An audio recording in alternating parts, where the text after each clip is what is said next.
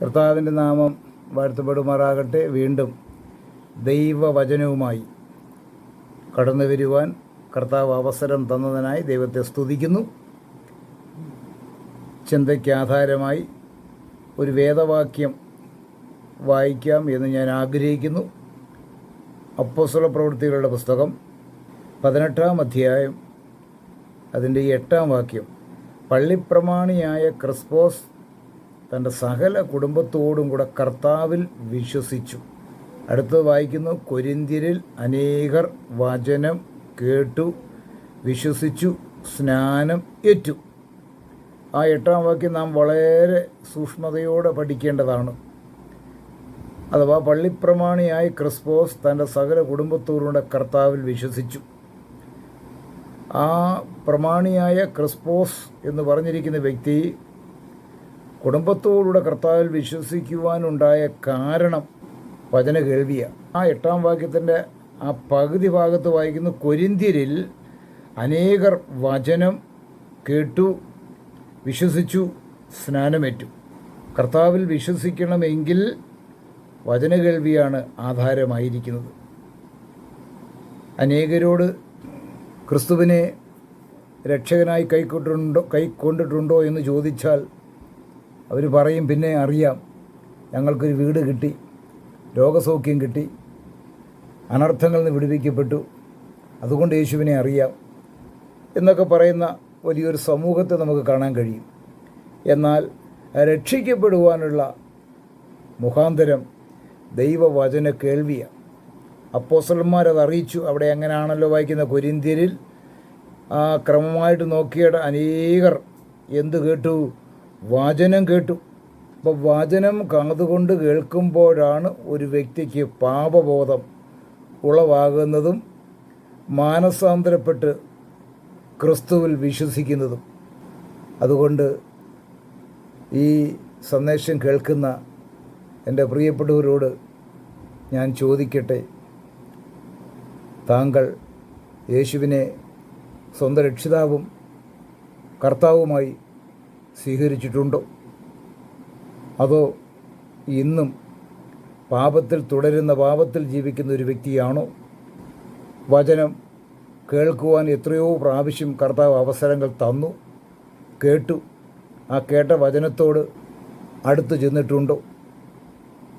ആ വചനപ്രകാരം ക്രിസ്തുവിനെ ഹൃദയകവാടം തുറന്ന് രക്ഷിതാവായി സ്വീകരിച്ച് ഈ ദാനമായ രക്ഷ വിശ്വാസത്താൽ കരസ്ഥമാക്കാമെന്ന രക്ഷ പ്രാപിച്ചിട്ടുണ്ടോ?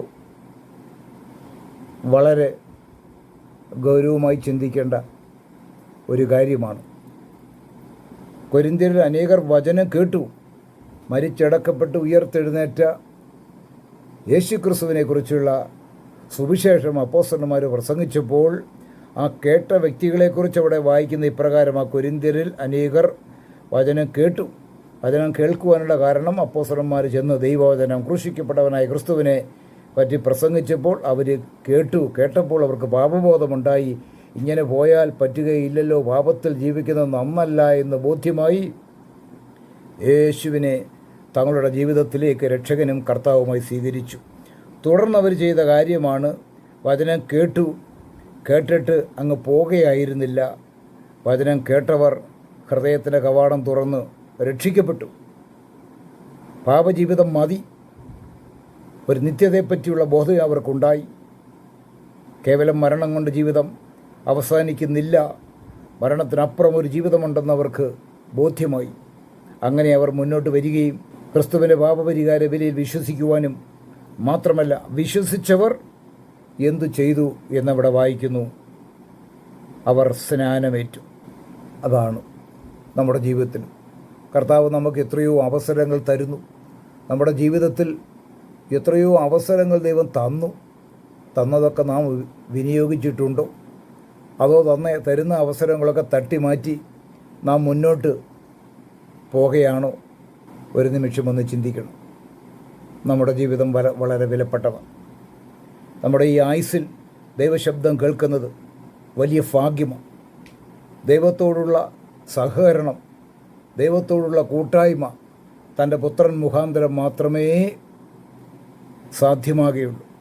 അതുകൊണ്ട് നമ്മുടെ ഈ ചുരുങ്ങിയ ജീവിത കാലയളവിൽ കർത്താവിന് വേണ്ടി ജീവിതം സമർപ്പിച്ച് ദാനമായി രക്ഷ കരസ്ഥമാക്കുവാൻ നാം എന്തിന് വിമുഖത കാണിക്കണം? ഈ സ്നേഹവാനായ യേശുവിനെ ജീവിതത്തിലേക്ക് ക്ഷണിക്കുന്നത് വളരെ നല്ലതല്ലേ? കർത്താവിനോടുള്ള അനുസരണം, സ്നേഹം, ഭയം, വിശുദ്ധ ജീവിതം എത്ര ശ്രേഷ്ഠമാണ്. വായിക്കുന്നത് പോലെ അവർ കൊരിന്ത്യരിൽ വചനം അവർ കേട്ടു. കേട്ടവർ നിഷേധിച്ച് പോകുകയായിരുന്നില്ല, പിന്നെയോ കേട്ടതവർ വിശ്വസിച്ചു മുന്നോട്ട് വന്നു. ഇന്ന് അനേകർ ദൈവവചനം കേൾക്കുന്നുണ്ട്. കേട്ടിട്ടും കേട്ട ഭാവം പോലും നടിക്കാതെ തങ്ങളുടേതായ വഴിയിൽ കൂടെ മുന്നോട്ട് സഞ്ചരിച്ചു പോകുകയാണ്. ജീവിതത്തിന് നേരെ പ്രതികൂലങ്ങളും പ്രയാസങ്ങളും ആഞ്ഞടിക്കുമ്പോൾ തിരിഞ്ഞൊന്ന് ചിന്തിക്കും. അപ്പോഴാ ഒന്ന് ജീവിതത്തെ വിലയിരുത്തുന്നത്. നമുക്ക് ആയുസ്സും ആരോഗ്യവും ബലവും എല്ലാ ചുറ്റുപാടുകളും അത് ഉള്ളപ്പോൾ ലഭിച്ച അവസരം വിനിയോഗിക്കുന്ന വലിയ ഭാഗ്യമാണ്. അതേ പ്രിയപ്പെട്ടവരെ, ചിന്തിക്കുക. നമ്മുടെ ജീവിതം ഒരു അനുഗ്രഹീതമായ ജീവിതം ആയിത്തീരണോ ദൈവം നമ്മെക്കുറിച്ച് ആഗ്രഹിക്കുന്നു. തൻ്റെ പുത്രനെ ഈ താണലോകത്തിലേക്ക് അയച്ചു. നാം ആരും ക്ഷണിച്ചതല്ല, വിളിച്ചതല്ല. നമ്മളുടെ പരിതാപകരമായ അവസ്ഥ കണ്ടിട്ട്, നമ്മുടെ നിത്യനാശത്തിലേക്കുള്ള പോക്ക് കണ്ടിട്ട് നമ്മോട് ദൈവം കാണിച്ച മഹാസ്നേഹമാണ് തൻ്റെ പുത്രനെ ഈ ലോകത്തിലേക്ക് അയക്കുവാൻ കാരണം. നാം ആരെങ്കിലും ക്ഷണിച്ച് വരുത്തിയതല്ല. പിന്നെയോ ദൈവം നമ്മോട് കരുണ കാണിച്ചത് കൊണ്ടാണ് നാം ചുമന്നുകൊണ്ട് നടന്ന പാപവും ശാപവും എല്ലാം നമ്മുടെ കർത്താവ് നമുക്ക് പകരമായി കാൽവറി ക്രൂശിൽ ചുമന്നുകൊണ്ട് അതേ കയറി. ഇനി നാം എന്തിന് പാപത്തിൽ ജീവിക്കണം? കർത്താവ് യേശുവിൻ്റെ കാൽവറി ക്രൂശിലെ മരണം കൊണ്ട് മനുഷ്യൻ്റെ പാപപ്രശ്നത്തിന് മാത്രമല്ല പരിഹാരം, പിന്നെയോ മനുഷ്യൻ്റെ പാപം നിമിത്തമുണ്ടായ മരണത്തിനും പരിഹാരം യേശു ക്രിസ്തുവിന്.